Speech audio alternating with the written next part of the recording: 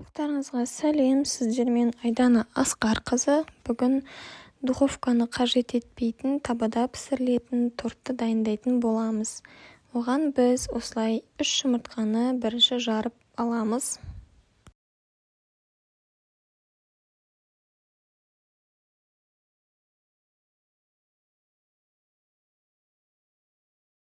Содан соң үстінен 100 грамм қант қосып, ақ пена болғанша жақсылап миксермен араластырамыз.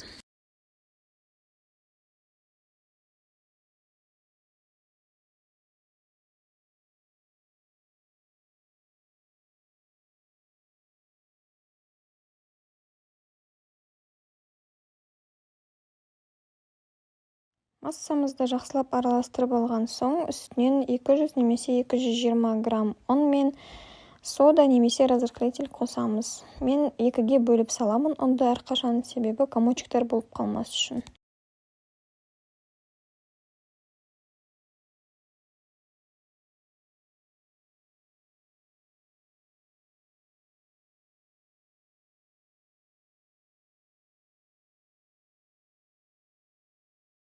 Салып болғаннан кейін, оны да миксермен жақсылап араластырып аламыз.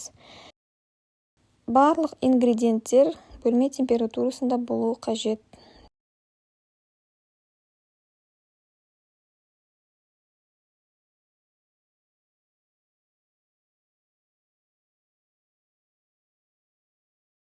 Араластырып болған соң, берілген массамызға 200 грамм сүт құямыз.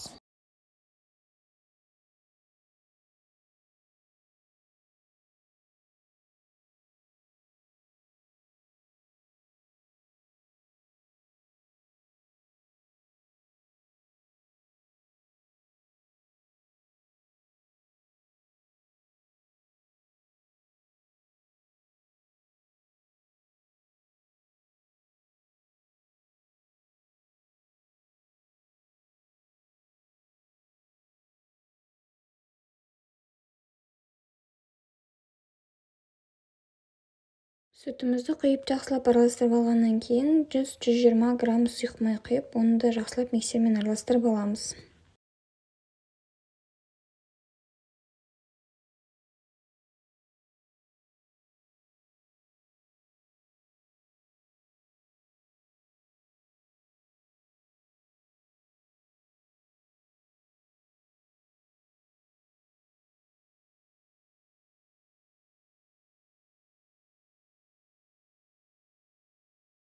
Осымен массамыз дайын болды.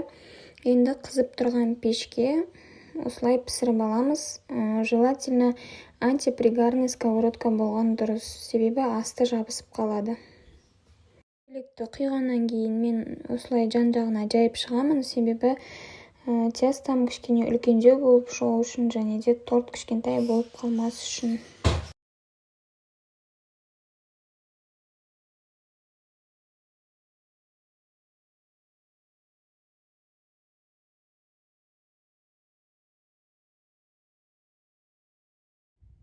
Мен кремін алдын ала дайындап алдым. Менде заварной крем. Бұл заварной кремді қалай жасау керек екені рецептін отдельно шығаратын боламын. Сосын осылай каждый коржға жағып шықтым.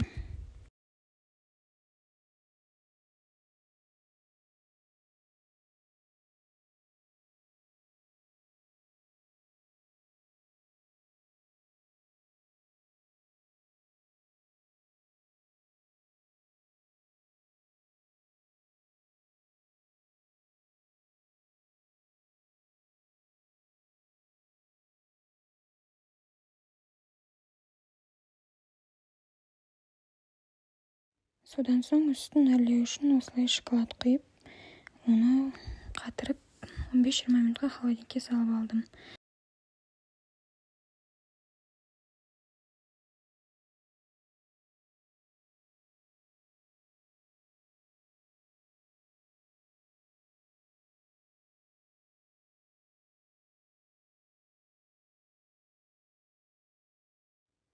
Жасап көруге кеңес беремін. Өте нәзік, әрі жұмсақ, өте дәмді торт болып шықты.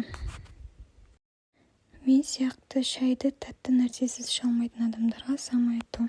Ас болсын.